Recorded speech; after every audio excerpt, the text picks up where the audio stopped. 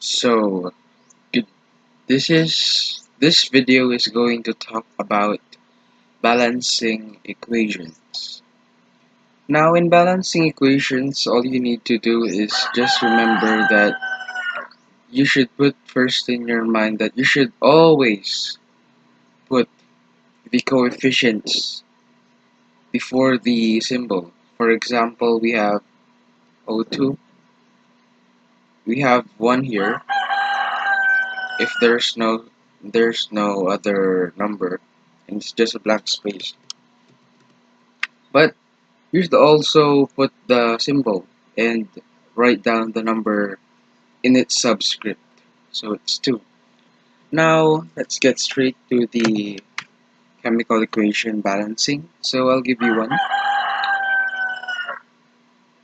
So we have Fe plus oxygen equals, that's a little bit too long, equals Fe to O3. Now what you're going to do to make things easier, the easy way, you should always put the symbol first. So we have one Fe, we have O, we have Fe, we have O, Fe and O. So the next step is to write the numbers in its subscript. So in Fe, we have 1 in its subscript because it's not indicated. It's yes. You should always put 1. If there's nothing in its subscript, it's always 1.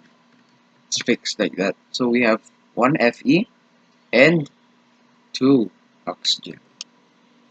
Here we have 2 irons and 3 oxygens.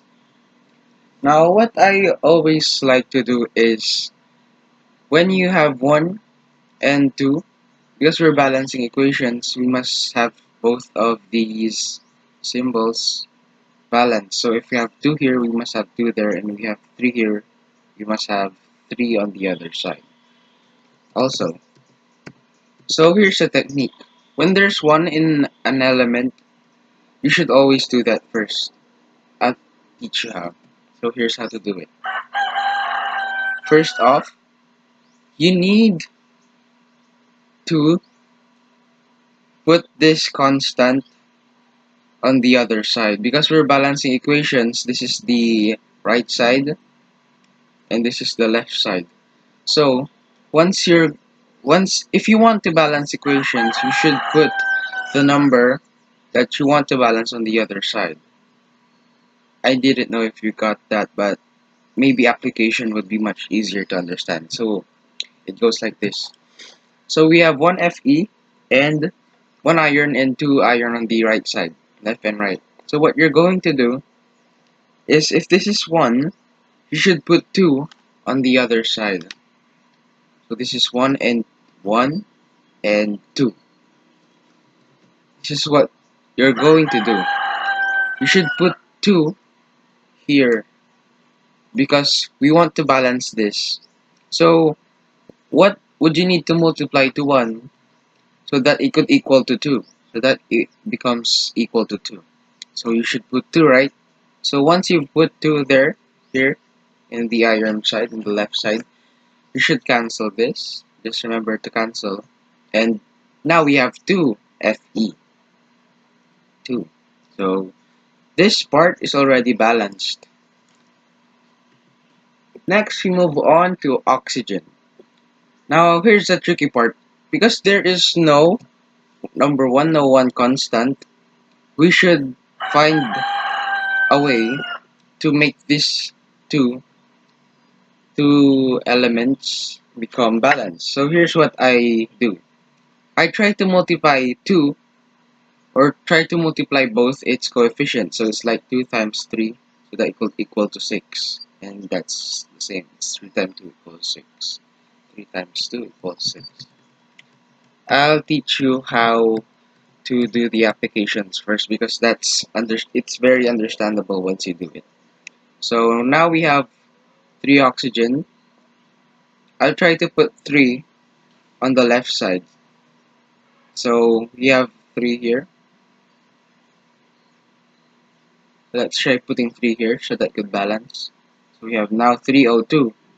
So this becomes 6. This becomes 6 because 3 times 2 oxygen atoms equals 6. And now we have 6 and 3. So it's not yet balanced because the two numbers are not yet the same. So here's what you're going to do. What two numbers multiply to 6? Well, let's be aware that we have 3 here, so 3. So what multiplies to 6 and we have 1, 3 multiplier? So it's 2. Because 3 times 2 is 6. Or just divide 6 by 3 and you'll get 2. So without further ado, let's put 3 and let's put 2 here in the oxygen side. So we have 2. So now what our equation is going to be is going to be like this. 2Fe plus 3O2 equals 1 Fe2 plus 2O3.